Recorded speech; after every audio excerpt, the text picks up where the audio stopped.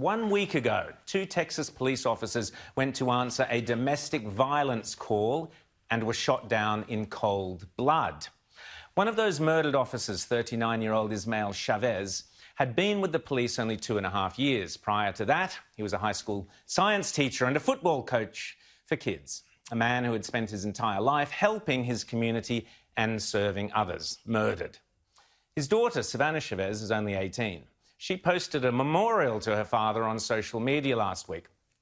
"Words cannot describe the pain I'm in," she wrote. "But I'm glad my dad is at peace. I'm going to miss you so much. You died doing what you loved most. You died a hero. I love you, Daddy. See you soon."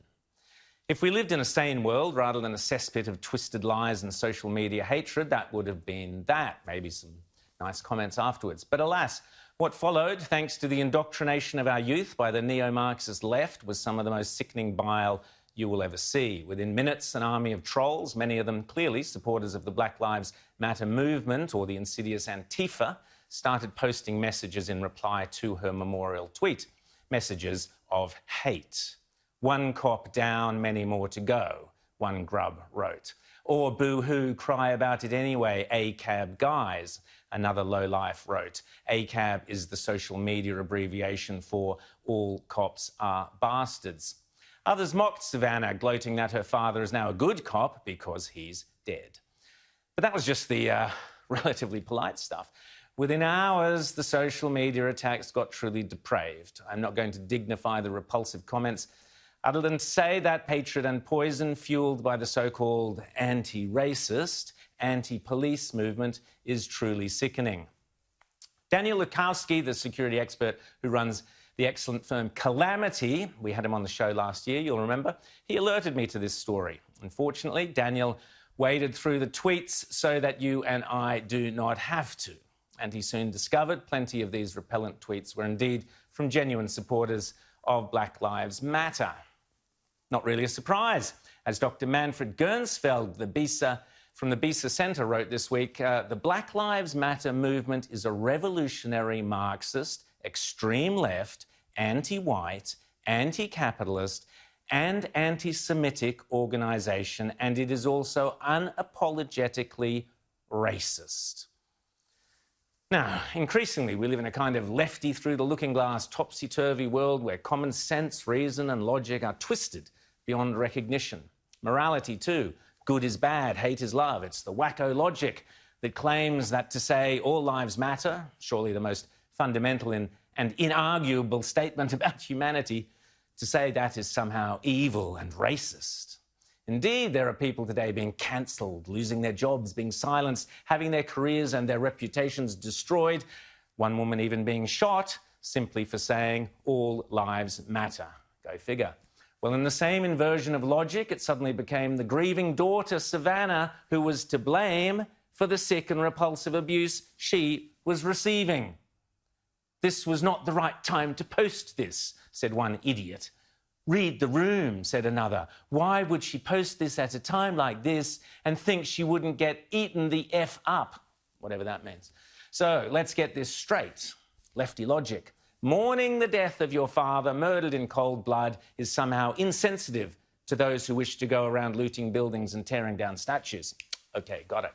But it gets even worse. The 911 call that Officer Chavez and his partner were responding to was, as I said, a domestic violence incident. The 2 police officers had been called by the terrified wife of the gunman. 2 police officers were shot in cold blood, and the only reason that that woman is alive is because of their sacrifice. Not that the activists could care less, but Savannah is not alone in experiencing the racist hatred of Black Lives Matter supporters. Jessica Whitaker was a young mother who was shot dead for saying all lives matter to a group of Black Lives Matter supporters at 4th of July celebrations where she was with her fiancé and 2 friends.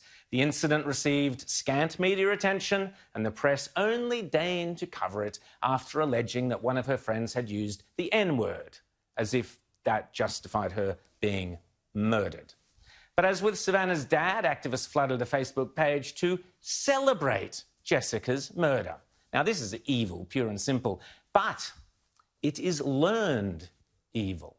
It comes from the woke classrooms and neo-Marxist tutorials of our universities, a sick inversion of Martin Luther King, where activists now peddle bizarre racial theories, such as this lunatic, a well-known American celebrity, who thinks skin pigmentation causes compassion. They have the lack of compassion. That melanin comes with compassion. Melanin comes with soul, that we call it soul. We soul brothers and sisters. That's the melanin that connects us. Right. So the people that don't have it are a little, and I'm gonna say this carefully, are a little less. OK, so no compassion. Sorry, folks. Then there was the awful tragedy last Saturday of one-year-old Davel Gardner Jr, who was shot dead in his stroller in the streets of New York. Those same streets where police are being defunded at the behest of Black Lives Matter and their followers. Here's Davel's grandmother. Everybody talk about Black Lives Matter. What about baby lives? What about teenager lives? Like, you took an innocent child from a mother and a father. So do black lives, or indeed any lives, really matter to the neo-Marxist racists of the postmodern left?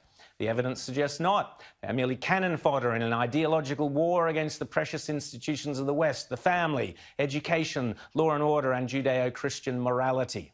This week in Sydney, I saw a child's drawing proudly displayed outside some terrace house. It looked like a school project, and the drawing was of a black person with the letters BLM there and something about blacks all being murdered.